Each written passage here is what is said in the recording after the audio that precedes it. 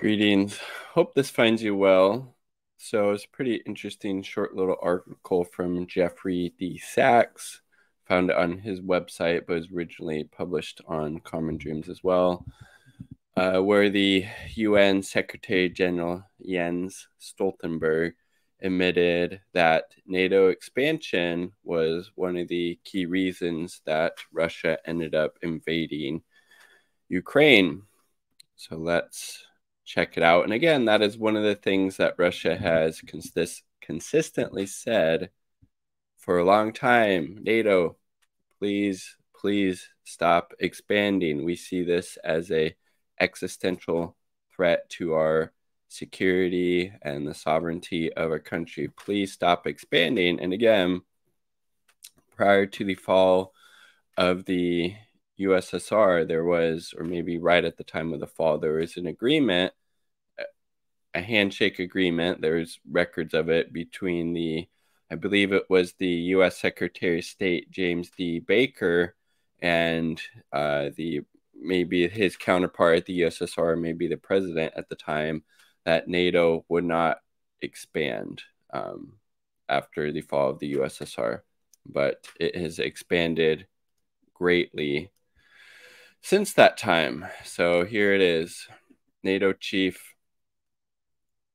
admits NATO expansion was key to Russian invasion of Ukraine. And if people are being honest with themselves, this is clearly the case, right?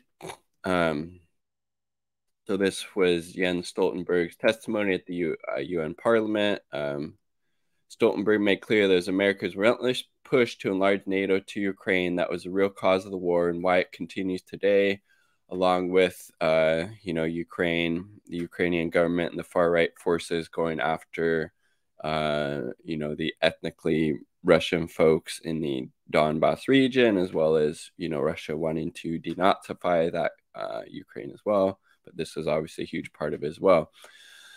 Quote, this is Stoltenberg, the UN Secretary General. The background was that President Putin declared in the autumn of 2021 actually sent a draft treaty that they wanted NATO to sign, them being Russia, and promised no more NATO enlargement. That was what he sent us, and was preconditioned to not invade Ukraine. Of course, we didn't sign that. Look, it could have been avoided. That is how absolutely bloodthirsty the West is. Okay, no NATO enlargement. We'll look at the map of how much it has expanded as of late. Basically, all but a couple of countries, literally on the border, and every other country to the left of it are in NATO. Okay, no more NATO enlargement. We don't have to invade. That, I think, if the West was actually concerned with diplomacy and peace and negotiating, they would have taken that seriously. But they wanted this to happen. They provoked Russia into invading because they thought they could weaken Russia. They could overthrow maybe the government there and install one that would be, under the boot, under thumb of the, NATO and the U.S. empire. Obviously hasn't happened. The complete opposite, frankly. The opposite happened. He wanted us to sign that promise never to enlarge NATO. He wants to remove our military infrastructure and allies that have joined NATO since 1997, meaning half of NATO. Look at, okay, NATO came about during the Cold War, right? USSR no longer exists. So why does NATO? We see why. To threaten Russia, to try to weaken Russia, to try to provoke Russia, which is what they did. And Russia ended up invading Ukraine. And now we have this proxy war, this very, very dangerous proxy war.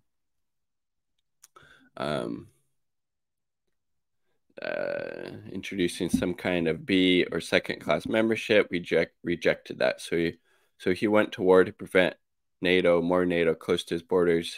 He has got the exact opposite. But I mean, he's shown that kind of NATO, in a sense, is a paper tiger, right? Ukraine has the support of NATO and the West in general, and yet they're losing, Ukraine is absolutely getting decimated on the battlefield. So many, for numbers, close to 500,000 people have already, Ukrainians have died in this conflict, but the West wants to prolong it. They don't care about Ukraine. They don't care about how many people die. They're going to keep sending them weapons and aid as much as they can, as much as the political winds will allow that in these different countries, because it's a proxy war against Russia. It has nothing to do with concern of the Ukrainian people. If they actually were concerned about that and the well-being of Ukraine and its people, they would have, yeah, okay, we're not, yeah, no more expansion. We'll get the weapons out of there. We got you. It's yeah, we'll be reasonable and, understand where you're coming from. Of course, the complete opposite happened. To repeat, Putin went to war to prevent NATO, more NATO close to his borders. Yeah. So yeah, it's not the first one. John Mearsheimer said the same. Burns, now CIA director, was U.S. ambassador to Russia in 2008 and author of a memo titled Niet means Niet. In that memo, Burns explained to Secretary of State Condoleezza Rice that the entire Russian political class, not just Putin, was dead set against NATO enlargement. We know about the memo only because it was leaked. I believe that was WikiLeaks. Otherwise, we'd be in the dark about it. Why does Russia oppose NATO enlargement? For the simple reason that Russia does not accept the U.S. military on its 2,300 km border with Ukraine in the Black Sea region. Russia does not appreciate U.S. placement of Aegis missiles in Poland and Romania after the U.S. unilaterally abandoned the anti-ballistic missile ABM treaty. So again, this would be similar if Russia or China, whatever country you want to name, encircled the U.S., let's say put military bases, missile installations in Canada and Mexico. The U.S. would be freaking out and seeing that as an existential threat, right? Okay. As does Russia, right? Russia also does not welcome the fact the U.S. engaged in no fewer than 70 regime change operations during the Cold War, countless more sins, including in Serbia, Afghanistan, Georgia, Iraq, Syria, Libya, Venezuela, Ukraine. Nor does Russia like the fact that many leading U.S. politicians actively advocate the destruction of Russia under the banner of decolonizing Russia. That would be like Russia calling for the removal of Texas, California, Hawaii, the conquered Indian lands, I would say Native American lands, and much else from the U.S. Even Zelensky's team knew that the quest for NATO enlargement meant imminent war with Russia. Oleksiy Rostanovich, apologize if I'm mispronouncing that, former advisor to the office of the president of Ukraine under Zelensky, declared that, quote, with a 99.9% probability, our price for joining NATO is a big war with Russia. Think about that. These people are willing to just send, hundreds of thousands, who knows how much more in the future, people to die because they're willing to do the bidding of the West and join NATO. Okay. You could have had, was it Yanukovych or Poroshenko, the president, who had a neutral stance. He wasn't going to fully align with Russia or the US and NATO. And then he was overthrown in the 2014 Maidan coup, right? Because the West needed a puppet government that would be under their thumb. And now they have Zelensky, who's doing just that. Even then, Russia didn't demand other territory from Ukraine, only fulfillment of the UN-backed Minsk II agreement, which called for the autonomy of the ethnic Russian Donbass, not a Russian claim on the territory. Yet instead of diplomacy, the U.S. armed, trained, and helped to organize a huge Ukrainian army to make NATO enlargement a fait accompli. Putin made one last attempt at diplomacy at the end of 2021, tabling a draft U.S.-NATO security agreement to forestall war. The core of the draft agreement was to end NATO enlargement and removal of U.S. missiles near Russia. Again, pretty reasonable. Russia's security concerns are valid and the basis for negotiations, yet Biden flatly rejected negotiations out of a combination of arrogance, hawkishness, and profound miscalculation. NATO maintained its position that NATO would not negotiate with Russia regarding NATO enlargement, that in fact NATO enlargement was none of Russia's business.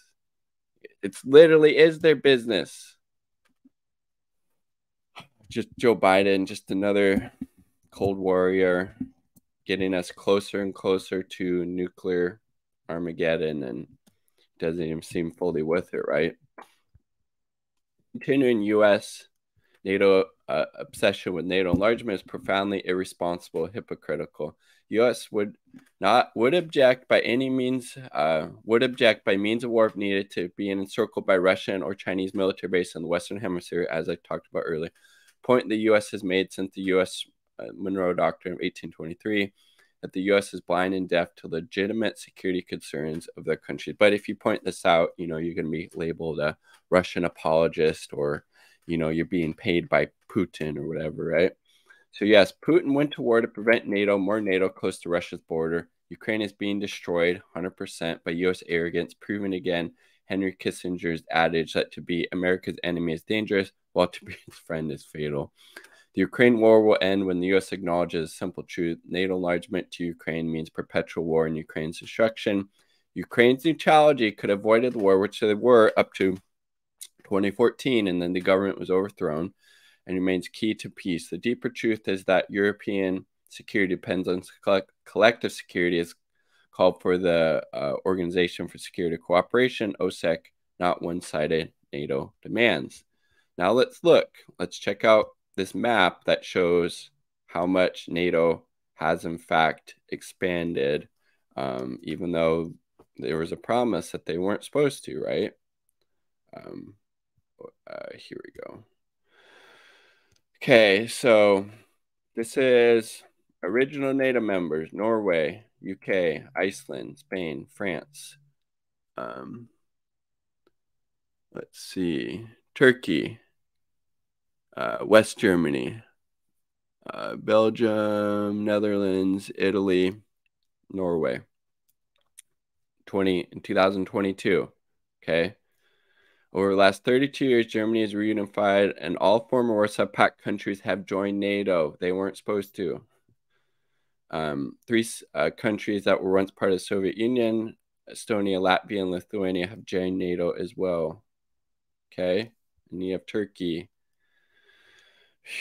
Hungary, Romania, Bulgaria, Macedonia, Slovenia, Czechoslovakia, right? Poland, right? And then Ukraine's wanting to join right now. Thank God for Belarus not joining. I believe they still have a somewhat left-leaning government there. Fucking A, man. Legitimate security threat, right? These countries join NATO, particularly ones that have, these long-range ballistic missiles in them that could be targeted at Russia. Concerning.